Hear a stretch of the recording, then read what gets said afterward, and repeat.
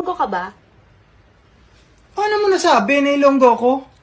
Kita mo Tagalog yung salita ko, sasabihin mo Ilonggo ko. Grabe kang judgmental. May evidence ka ba?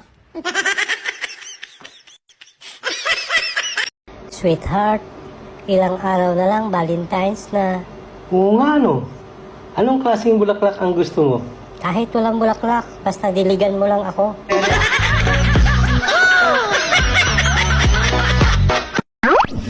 Mahal, buntis ako. Talaga?